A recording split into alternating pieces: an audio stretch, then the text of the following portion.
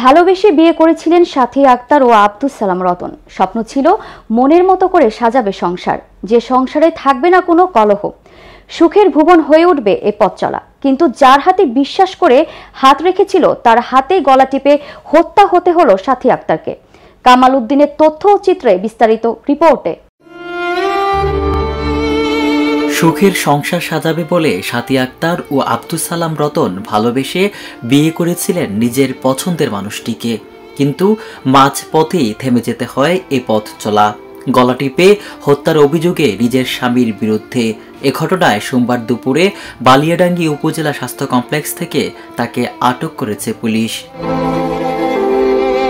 আটক আব্দুস সালাম রতন বালিয়াডাঙ্গি উপজেলার পাড়িয়া ইউনিয়নের বঙ্গভিটা গ্রামের আব্দুল হকের ছেলে।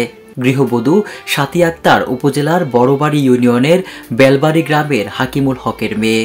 নিহত গৃহবধূর বাবা হাকিমুল হক বলেন, 2 বছর আগে প্রেমের সম্পর্কে জড়িয়ে তার মেয়েকে বিয়ে করে আব্দুস সালাম রতন।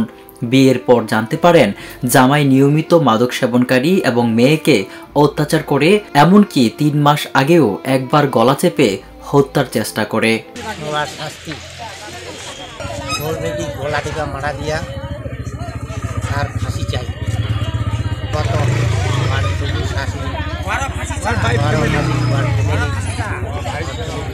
হাকিমুল হক বলেন, মেয়ের গলায় অসংখ্য দাগ রয়েছে। ধারণা করা হচ্ছে মেয়েকে গলা চেপে হত্যার পর হাসপাতালে নিয়ে এসেছে তারা।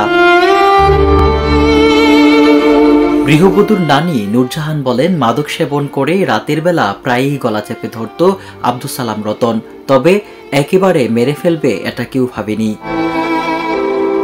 স্থানীয় বাসিন্দাদের সঙ্গে কথা বলে জানা গেছে, বিয়ের পর যৌতুক দেয়নি সাথীর পরিবার। এ নিয়ে কলহ লেগেই ছিল শ্বশুর শাশুড়ি ও স্বামীর সঙ্গে।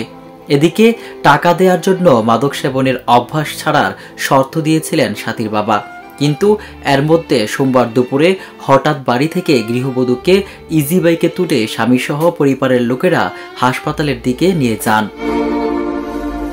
বালিয়াডাঙ্গি থানার উপপরিদর্শক রতন কুমার জানান, গৃহবধূর স্বামীকে আটক করে পুলিশ হেফাজতে নেওয়া হয়েছে।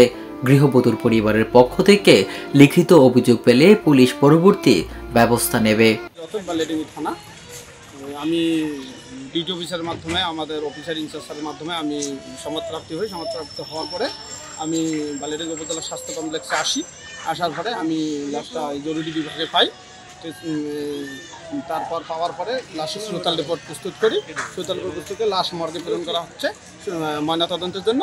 ময়নাতদন্তের রিপোর্ট প্রাপ্তির পর আমরা আইনগত ব্যবস্থা গ্রহণ করব এবং মৃতার স্বামী আটক আছে।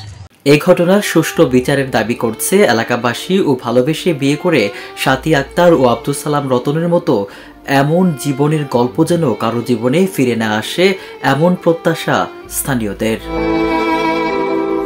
বালিয়াডাঙ্গি থেকে কামাল উদ্দিনের রিপোর্ট, আমার বার্তা ডিজিটাল।